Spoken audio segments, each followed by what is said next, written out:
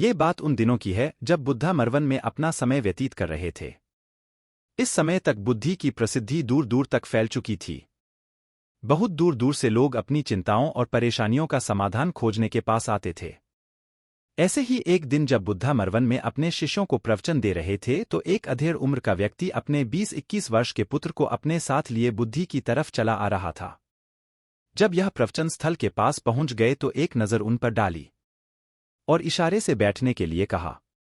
जब प्रवचन समाप्त हो गया और सभी लोग वहां से चले गए तो बुद्ध ने उस व्यक्ति को अपने पास बुलाया और बैठने के लिए कहा। वहां चारों तरफ हरियाली छाई हुई थी। मौसम बहुत सुहाना था और तरह तरह के पक्षियों की आवाजें गूंज रही थी। ऐसा नजारा देखकर उस व्यक्ति को अंदर से असीम शांति महसूस हो रही थी। इसके बाद बुद्ध ने उस व्यक्ति से आने का कारण पूछा तो इस पर व्यक्ति ने कहा, यह तथागत, मैं 2 दिन की लंबी यात्रा करके अपने पुत्र को आपसे मिलवाने लाया हूं। ये मेरा इकलौता पुत्र है और ये हर समय थका थका रहता है। ऐसा लगता है जैसे इसके अंदर कोई जान ही नहीं है, कोई प्राण नहीं है। इसका स्वभाव भी काफी चिड़चिड़ा हो गया है। अगर हम इससे कुछ भी कहते हैं तो यह हमारी छोटी छोटी बातों पर गुस्सा हो जाता है। इसके देखने की क्षमता भी उम्र से पहले ही कमजोर हो गई है और इसके बाल भी सफेद पड़ने लगे हैं। इतनी कम उम्र में इतनी बड़ी उम्र का लगना मुझे तो कुछ समझ नहीं आ रहा। किसके साथ हो क्या रहा है? मैं अपने पुत्र के स्वास्थ्य को लेकर बहुत चिंतित हूं।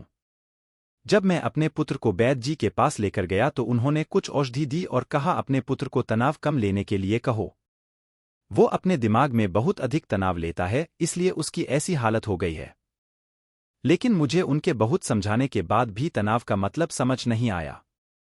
मुझे नहीं पता कि तनाव होता क्या है, यह किन कारणों से आता है और उसे कैसे अपने पुत्र के दिमाग से निकालूं, लेकिन मुझे सबसे पहले तो ये समझना है कि तनाव होता क्या है। इसीलिए तथागत मैं आपके पास आया हूं, कृपया आप मेरी समस्या का समाधान कीजिए। यह सुन बुद्ध उसके पुत्र को बड़े ध्यान से देखते हैं, उसके चेहरे को देखते हैं, उसकी आंखों को देखते हैं और फिर उसके हाथों की नब्ज को भी देखते हैं। यह सारी विधि करने के पश्चात बुद्ध उस व्यक्ति से कहते हैं, तनाव लेना तो कोई नहीं चाहता, लेकिन फिर भी यह तनाव लोगों के दिमाग को दीमक की तरह पकड़ लेता है और व्यक्ति जान भी नहीं पाता कि वह तनाव में जी रहा है।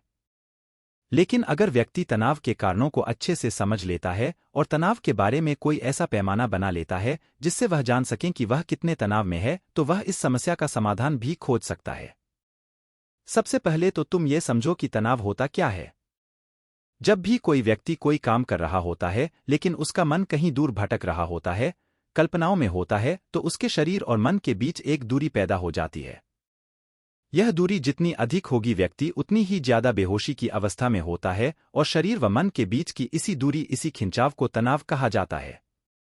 आखिर कोई पसंदीदा खेल खेलने के बाद व्यक्ति चुस्ती और प्रसन्नता से क्यों भर जाता है, जबकि उसने तो अपने शरीर को थकाया है। लेकिन समझने वाली बात यह है कि खेलते समय मन और शरीर एक साथ पूरी तरह से उस खेल में केंद्रित होते हैं, जिससे शरीर और मन के बीच दूरी पैदा नहीं होती और कोई तनाव पैदा नहीं होता। और अगर दिमाग में कोई तनाव था भी तो वो भी दूर हो जाता है।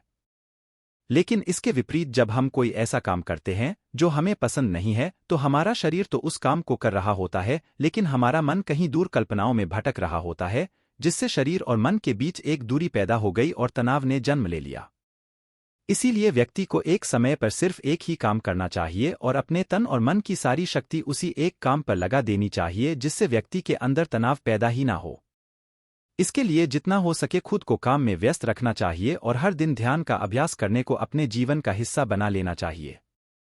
बुद्ध के मुंह से यह सारी बातें सुनकर उस व्यक्ति ने हाथ जोड़कर कहा, बुद्ध, मेरा पुत्र तो अभी मात्र 20 वर्ष का ही है और इसमें अभी इतनी समझ भी नहीं है कि यह आपकी बताई सारी बातों का एक साथ पालन कर सके। आप कृपया करके तनाव मुक्त रहने का कोई आसान सा तरीका बता दें, जिससे मेरा बेटा उसका अनुसरण भी कर सके और तनाव मुक्त भी रह सके। उस व्यक्ति की यह प्रार्थना सुन बुद्धि ने कुछ सोचते हुए जवाब दिया, अगर तुम इतनी सारी बातों का पालन नहीं कर सकते तो इसके लिए एक बहुत ही आसान विधि है। तुम एक बार में एक काम को करने पर ध्यान लगाओ, भी काम कर रहे हो उस समय पर सिर्फ उसी काम को करो, सिर्फ उस पर ही अपना पूरा ध्यान लगाओ और अगर तुम्हारा मन इधर उधर भटक जाता है तो जैसे ही तुम्हें याद आए उसे वापस फिर उसी काम में लगा दो। ये सबसे आसान और अच्छा तरीका है तनाव मुक्त रहने का। जब तुम भोजन करो तो उस समय सिर्फ भोजन ही करो, उसके पूरे स्वाद का आनंद लो, उसी अनुभव करो। जब चलो तो अपना पूरा ध्यान सिर्फ चलने लगा दो। इससे तुम्हारा मन और तुम्हारा शरीर दोनों एक जगह पर केंद्रित रहेंगे। दोनों के बीच दूरी पैदा नहीं होगी, जो कि तनाव का मुख्य कारण होती है। दोस्तों, आज की युवा पीढ़ी एक ही समय पर दो दो तीन तीन काम करने के आदी हो चुकी है, जैसे फोन पर बात करते हुए गाड़ी चलाना, खाना खाते हुए टीवी देखना, ये फोन चलाना, और फिर इनकी शिकायत रहती है कि मैं तनाव में जी रहा हूं, मेरा मन शांत रहता है, मैं चिड़चिड़ा सा हो गया हूं। जब कोई व्यक्ति एक ही समय पर तीन तीन काम करेगा तो तनाव पैदा होना तो स्वाभाविक है, क्योंकि दिमाग तो एक समय पर पूरा ध्यान लगाकर सिर्फ एक ही काम कर सकता है।